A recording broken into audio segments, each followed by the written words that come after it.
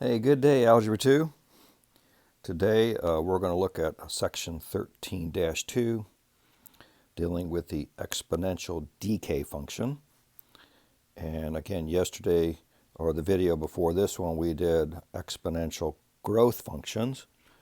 If you had a good grasp of a growth function, you'll have absolutely no problems with the decay function.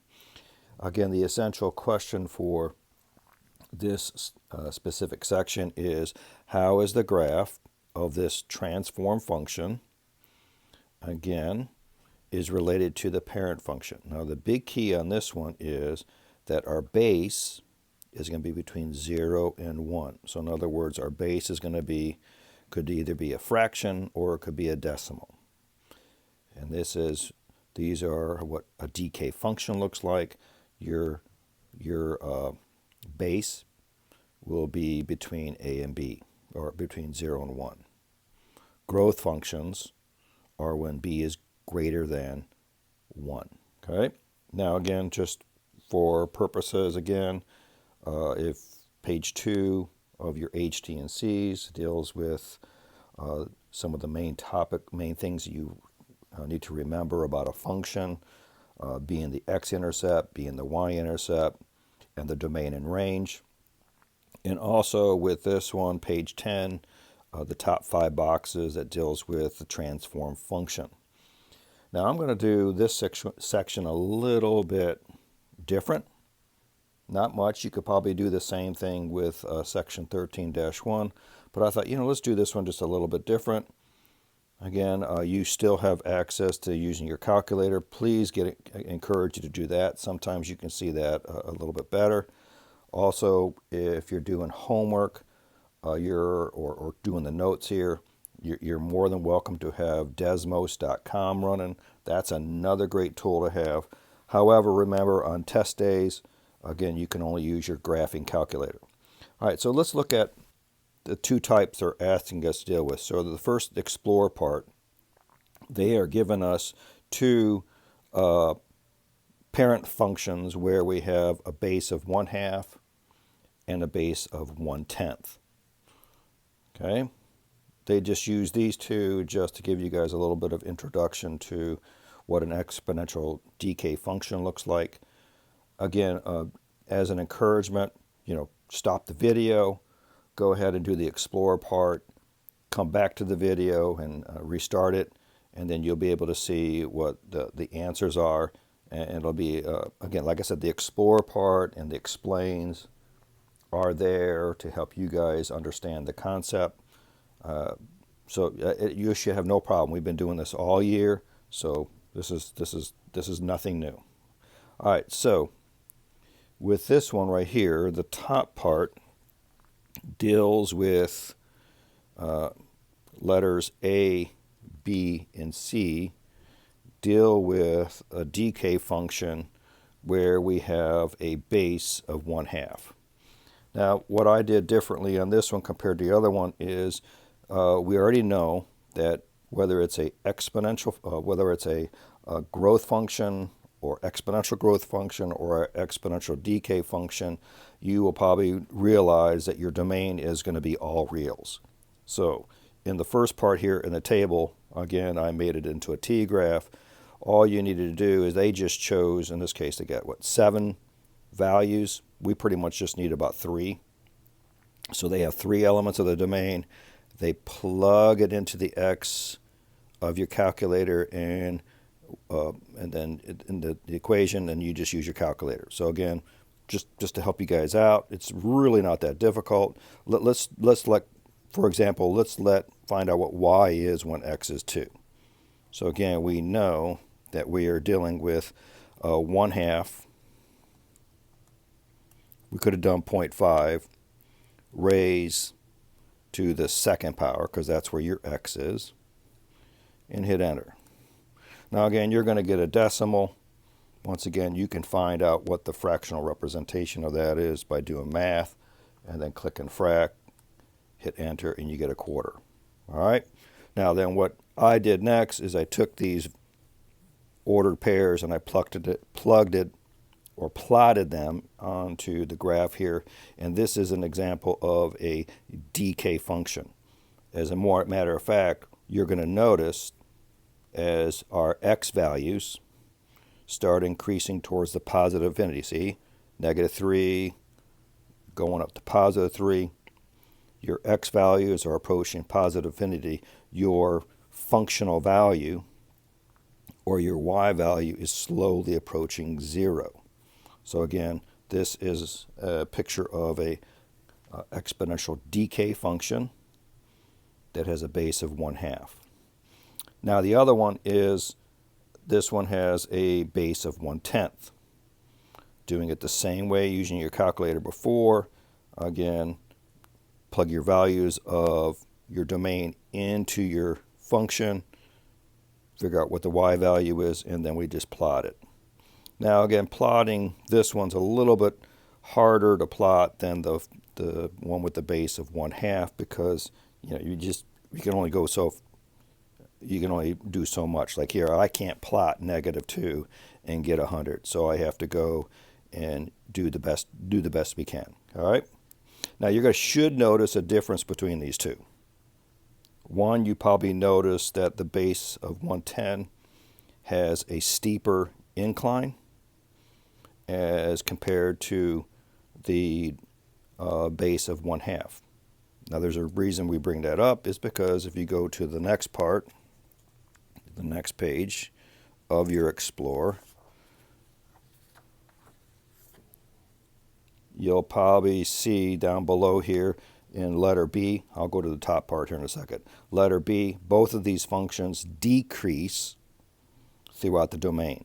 Now when they say this, that means when your function decreases, that means your functional value or your y value decreases throughout your domain. So as your domain starts going to positive infinity, your y values start decreasing. It gets closer and closer and closer to 0. Here, again, I just shared with you a moment ago, you'll probably see that the two functions that we showed, the base of 1/2 and the base of 1/10, you're going to see that the one with the 1/10 has decreases faster. In other words, the y value gets really small quicker. That's exactly what it's talking about here. So if you go here to this page here, you'll see here that when we have up here, when we have the base of 1/2, you'll see that your y value is 1/2. But here, if your x value is 1, you get 1/10. And it really jumps. See, when x is 2, y is 1/100th. Here, when x is 2, y is 1/4. So it really increases, or in this case, your function really decreases rapidly. Okay. Now the top part goes back to stuff that we've been doing since chapter 1. The problem is set up in set notation form. Again, we've been using interval form. So again, these are the interval form of what they're talking about. Now again, your range is going to change when we get to the transform function. You'll see in a moment. Now, at the same time, you'll see here they both have the same y-intercept. So anytime you see this, your base is between 0 and 1, you're still going to get the same y-intercept. All right, now the reflect is just looking at the tables above and using your properties for functions. What do you notice? Well, the conjecture in this case is you're going to notice the domain, the range, the end behavior, and the y-intercept are the same for both functions, but these same properties apply to all exponential functions of the form of 1 over n to the x. Okay, no big deal in this part. It's just giving you guys an idea that it doesn't matter what your base is here. It's pretty much this stuff is going to stay the same. All right, now the next part in the explain one is graphing transform functions. I am going to do this one a little bit differently. I like the T-graph way of graphing these things. So first things first, this first column is your parent function, where your base is between 0 and 1. And we are going to focus on these three guys right here, where we can find our first reference point of the parent function. We can find our second reference point by using this formula right here, and then we notice the asymptote is y equals 0. Now, this part right here is your transform function of the parent function you're dealing with. Now again, we're going to focus on these three instead of using the what we showed in the last section, where we know k is the vertical shift, h is your horizontal shift. We're gonna do it totally different. Okay, so the only way to do this is by example. All right, let's see. Where do we have here? Okay, the top part, letter A. They identify all the parameters of this function. All they're doing is they're just saying, hey, what is h? What is k? What is b? What is your horizontal horizontal asymptote? All that stuff. Can you help you in plugging it into these three equations? And once you know what these values are, we just plot them. That's what they just did. So letter B, again, try it. What I need you to do is, pause your video, check it out. You'll see it. The only way to learn sometimes in math is just to try it. So letter B, here is our transform function. We notice that it has a base of 1/10.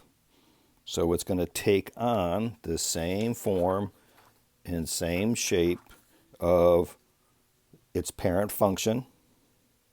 The only difference is you'll see it's being either shifted, or you probably won't notice much of the stretching or the vertical stretch within the function. Okay, so identify all your parameters. We see that a is -1. Now that negative sign, okay, deals with where the problem is reflected across the x-axis. You'll see in a moment. We have a base of 110.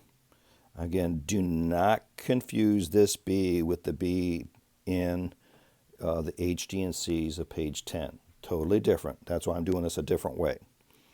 H is -2. We got that from up here because it's x minus h. So h is -2, and your k is 8.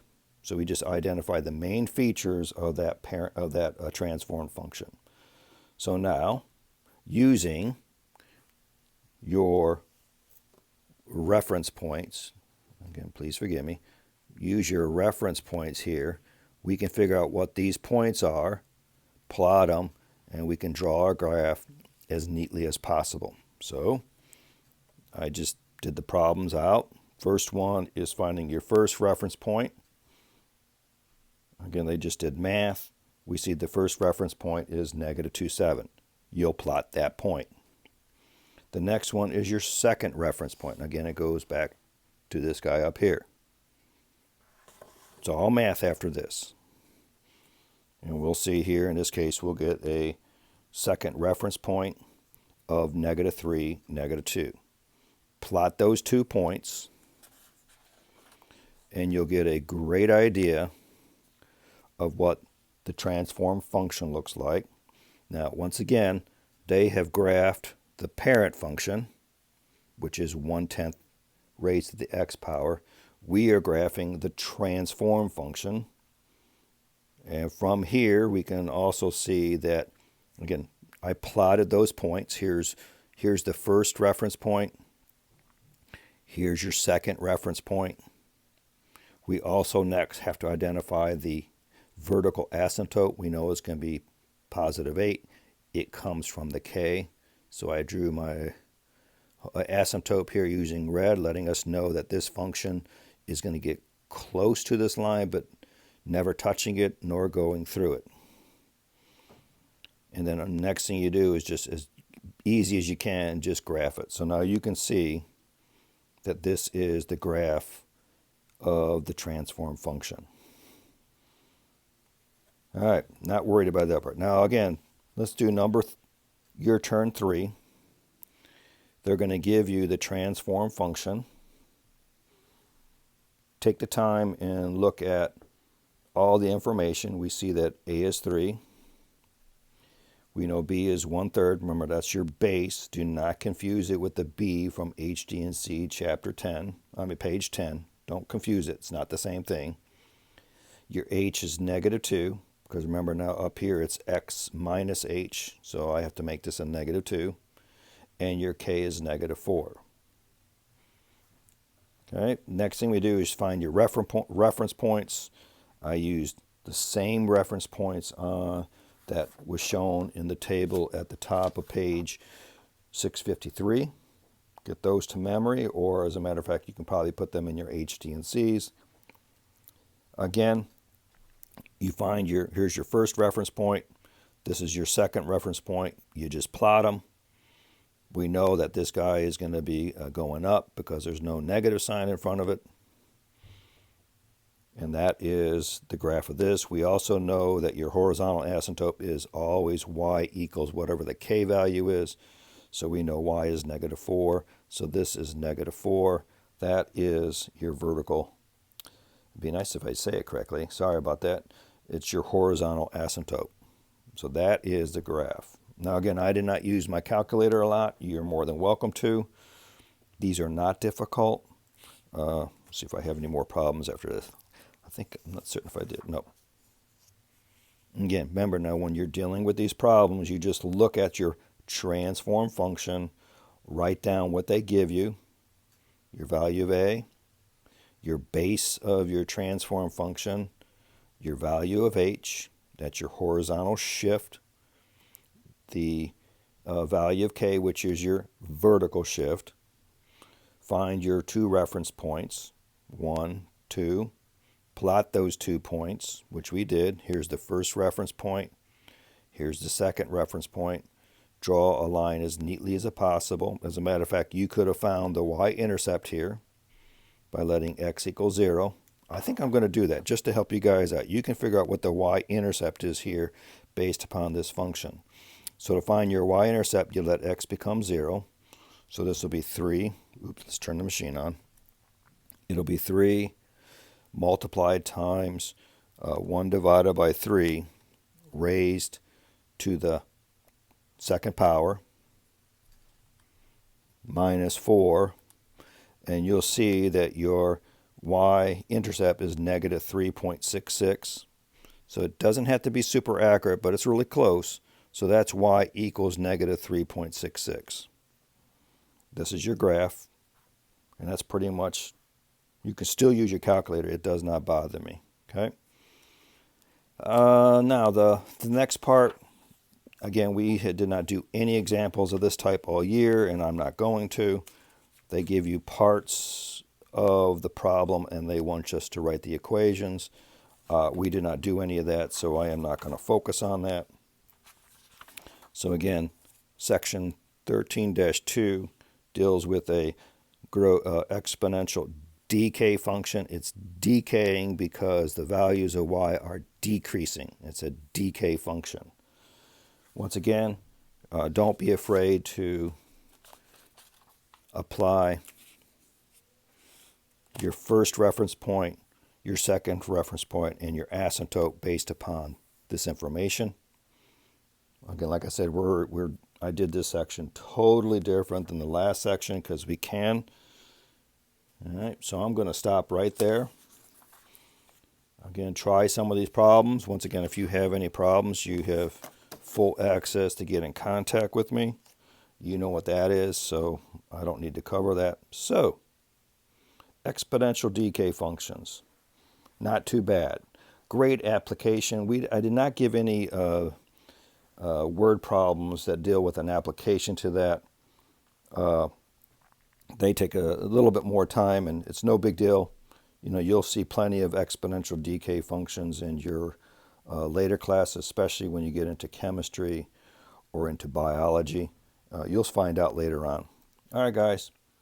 Thanks a lot. Catch you later.